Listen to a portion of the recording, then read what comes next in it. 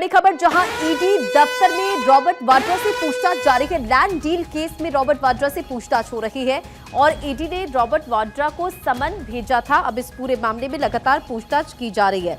तो देखिए, हरियाणा के शिकोपुर जमीन घोटाले मामले में रॉबर्ट वाड्रा से पूछताछ की जा रही। ईडी दफ्तर में पहुंचे, ईडी ने उन्हें इस मामले में पेश होने के लिए तलब किया था। दूसरी बार समन भेजा गया था। सूत्रों के मुताबिक ईडी पीएमएलए के तहत वाड्रा का बयान दर्ज कर रही है और इससे पहले उन्हें 8 अप्रैल को तलब किया गया था, लेकिन वो ईडी के समक्ष पेश नहीं हुए थे। ईडी के समक्ष बयान दर्ज कराने के बाद वाड्रा ने कहा कि मैं इस सरकार से या किसी एजेंसी से डरने वाला नहीं हूं, मुझे कोई दिक्कत नहीं है, मैंने सभी सवालों के जवाब दिए हैं, लेकिन इसका निष्कर्ष निकलना चाहिए। तो देखिए, ये तमाम बातों का जिक्र किया गया और इसी खबर पर एक अपडेट के साथ इंदर हमारे साथ कनेक्ट हो गए। इंदर, सबसे पहले इस खबर पर आप अपडेट दीजिए। ईडी दफ्तर में रॉबर्ट वाड्रा से पूछताछ जारी है।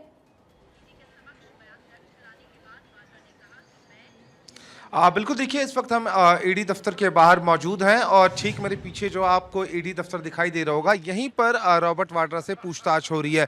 पहले वो सुबह पहुंचे थे और तकरीबन 2 से ढाई घंटे के आसपास उनसे पूछताछ हुई थी। उसके बाद लंच ब्रेक का उन्हें समय दिया गया था और आधे घंटे बाद रॉबर्ट वाड्रा यहाँ पर फिर पहुंचे हैं और रॉबर्ट वाड्रा से इस वक्त ईडी दफ्तर में पूछताछ हो रही है। पूरा ये मामला एक लैंड डील से जुड़ा हुआ है और 3.5 एकड़ के आसपास की जमीन थी, जिसको रॉबर्ट वाड्रा ने तकरीबन 7.5 करोड़ के आसपास में खरीदा था। बाद में उसको डीएलएफ ग्रुप को ये मोटे मुनाफे पर जो जमीन है वो बेच दी गई थी और उसके बाद से ही ईडी ने ये पूरा मामला दर्ज किया था और इस पूरे मामले पर ईडी अब जांच कर रही है। हालांकि रॉबर्ट वाड्रा को पहले भी ईडी ने समन किया था, लेकिन रॉबर्ट वाड्रा यहां पर नहीं पहुंचे थे। लेकिन आज रॉबर्ट वाड्रा यहां पर पेश हुए हैं और ईडी के जो आला अधिकारी हैं लगातार इस पूरे मामले पर उनसे पूछताछ कर रहे हैं। हालांकि देखिए, रॉबर्ट वाड्रा का साफ तौर से कहना है कि उन्हें किसी चीज का डर नहीं है, वो एजेंसियों के सभी सवालों का जवाब दे रहे हैं क्योंकि उन्होंने इस डील में कोई जो अनियमितता है वो नहीं की है, तो कहीं उन्हें डरने की जरूरत नहीं है। लेकिन देखिए, बहरहाल अगर हम बात करें तो तकरीबन 1 घंटे का समय हो चुका है। रॉबर्ट वाड्रा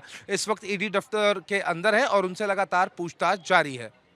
और जाहिर तौर पर रॉबर्ट वाड्रा का इसमें स्टेटमेंट भी सामने आया कि इसका निष्कर्ष निकलना चाहिए और इसी के साथ साथ कहीं ना कहीं उनकी तरफ से सरकार पर निशाना भी साधा गया।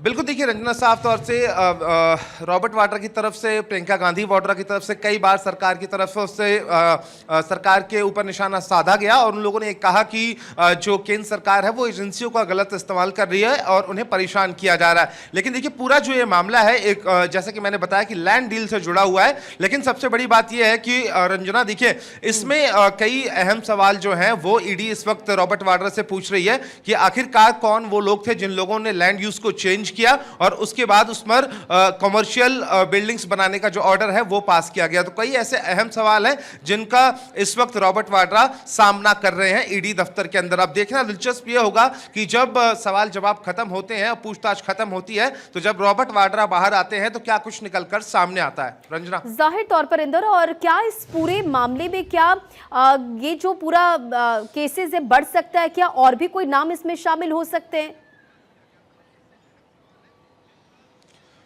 बिल्कुल, देखिए रंजना, निश्चित रूप से अगर हम बात करें तो अभी ईडी ने रॉबर्ट वाड्रा को ही समन किया है और इसी पूरे मामले में भूपेंद्र सिंह हुड्डा से पहले पूछताछ हो चुकी है क्योंकि जो ये लैंड डील थी उस वक्त हरियाणा के जो मुख्यमंत्री हैं वो भूपेंद्र सिंह हुड्डा थे, तो ऐसे में उनसे भी पूछताछ ईडी एक बार पहले कर चुकी है और अब रॉबर्ट वाड्रा से पूछताछ हो रही है। तो मुझे ऐसा लगता है कि डीएलएफ से जुड़े हुए लोगों से भी इस पूरे मामले में ईडी के जो आला अधिकारी हैं उनको समन कर पूछताछ कर सकते हैं। कई बड़े अहम सवाल है रंजना, क्या जो ये पूरी लैंड डील थी वो पहले से ही प्री प्लान थी कि इतने सस्ते दामों पर खरीदना है और आने वाले टाइम में बढ़े हुए मुनाफे पर इस डील को बेच देना है? आखिरकार वो अधिकारी कौन लोग थे जिन लोगों ने लैंड यूज को चेंज किया और उसके बाद रॉबर्ट वाड्रा की कंपनी को ये जमीन दी गई, जिसके बाद जब कई साल बाद मोटा मुनाफा होता है, जमीन के दाम बढ़ जाते हैं, उसके बाद रॉबर्ट वाड्रा की जो कंपनी है वो डीएलएफ ग्रुप को बड़े मुनाफे पर उस जमीन को बेच देती है। तो कई ऐसे आला अधिकारी हैं जो ईडी के रडार पर हैं। देखने वाली बात यह होगी कि और किन लोगों का नाम इस पूरे मामले में जुड़ता है और कब ईडी उनसे पूछताछ कर सकती है। रंजना, ठीक है इंदर, बहुत बहुत शुक्रिया इन तमाम जानकारियों के लिए। नजर बनाए रखें।